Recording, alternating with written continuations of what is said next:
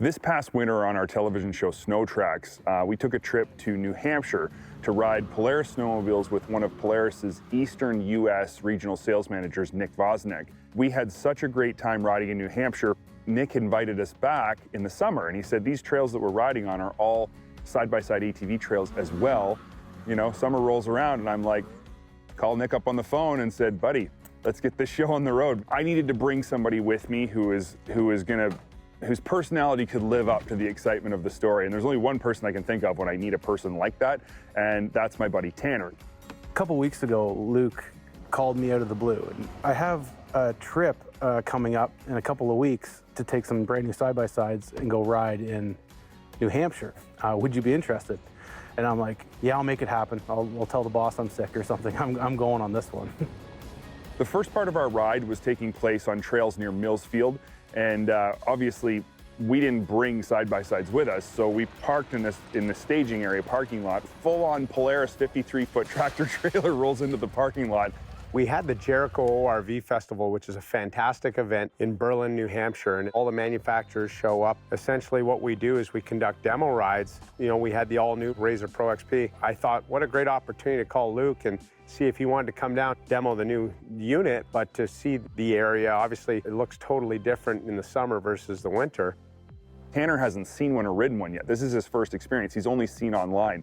So when they were rolling off the trailer, just looking at his eyes and seeing the excitement in his eyes was so funny because he was getting pumped more and more by the minute.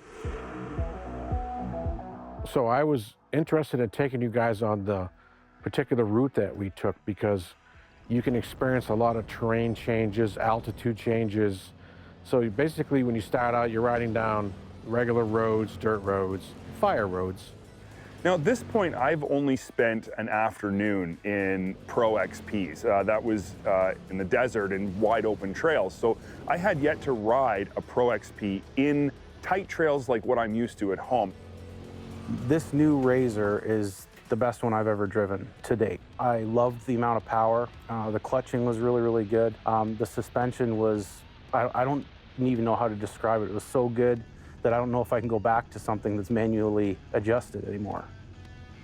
You know, the Pro XP really is perfectly suited to where we were going to ride here because it is a very high-speed vehicle and it handles great at high speeds thanks to its dynamics suspension setup, especially in sport mode that does an aggressive job at stiffening the shocks on the outside of a corner and when you're braking, when you're accelerating. Even though this vehicle was 64 wide, which is perfect width for the trail, on the wider open trails, you could still rip it like a 72 wide. So that was kind of made it the perfect vehicle for this trip.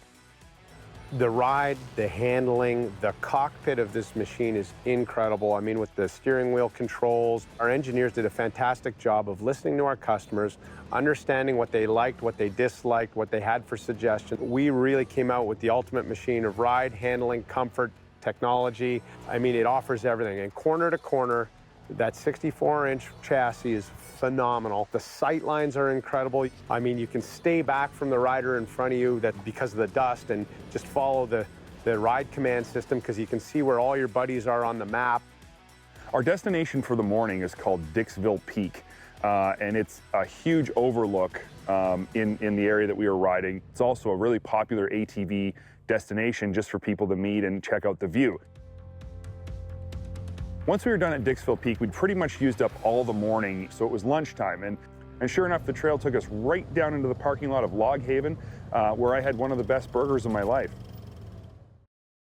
After we were done lunch at Log Haven, Lenn wanted to take us up to an area called the Balsams, and basically the trail took us up the backside of Dixville Peak. It was going to be gnarly, rough, steep rock ledges and climbs. Some really nice twisty trails.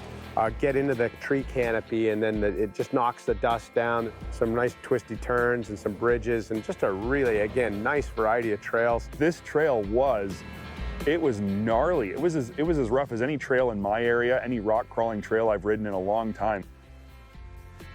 I believe this area in New Hampshire, an awesome place to test out the capabilities of the new RZR. From being able to open them up on wide open trails that are super smooth to going into tighter technical trails that are smooth and then bumpy in a lot of situations. That dynamics with the the oh crap button, you can take full use of the abilities of that machine. And it truly makes a difference in overall ride quality and safety as far as I'm concerned. What's really cool about New Hampshire, we have a lot of different terrain and a lot of different trails that challenge you. They can be really easygoing trails or they can be very challenging trails. Once we'd finished our climb back up the backside of Dixville Peak, we had actually put on a significant amount of miles and the vehicles hadn't started full of gas, so we needed to get some fuel. Luckily, right in that area, there's a little town called the town of Gorham. There's roads that are open in town that take you right through the middle to restaurants, to gas stations, which is what we were after, and got some gas. And right out the backside of the gas station is a rail bed, and that was gonna be the last section of our trip, was gonna be heading down this rail bed to check out a few more cool locations. The rail bed that we were on is a lot like where I'm from at home, where the rail bed is a main connector artery for ATVing across the area. It's really well maintained, but more than that, it have this massive bridge built across not just a river, but a highway and a river side by side. Continued on the rail bed though for a few more miles and ended up at this twisty offshoot trail. Honestly, it was a beautiful trail. The trees were hanging way over. It was kind of a canopy.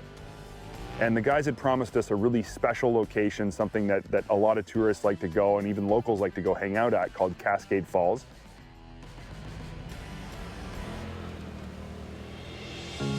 There's just a great waterfall, and again, this past spring, it was really incredible. We had such tremendous snowfall this winter that the falls were rushing. The whole area ended up getting flooded out, but even today, late in the summer, here we're able to see some nice waterfalls, and again, just a nice spot to go visit. Now, Tanner and I, nothing's ever good enough just the way it is.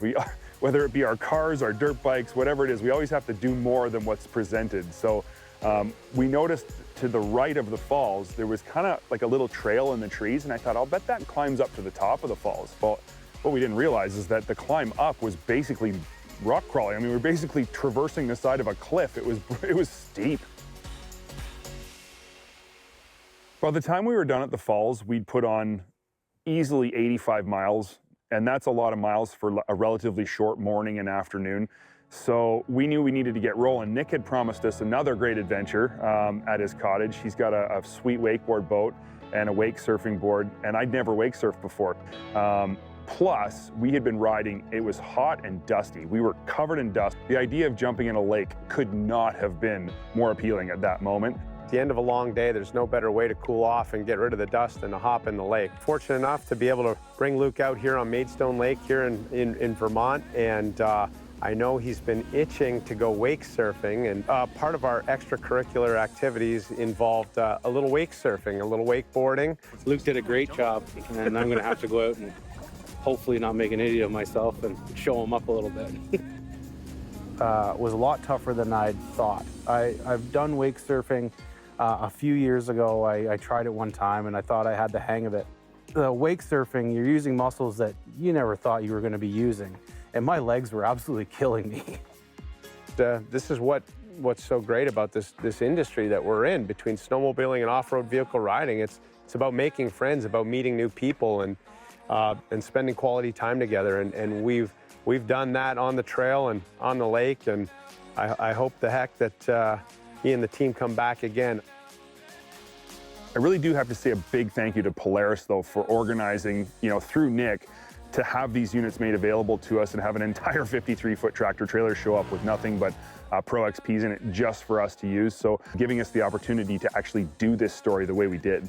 I had a blast out here in New Hampshire and Vermont, Nick's palatial cottage. And this is something I'm never gonna forget.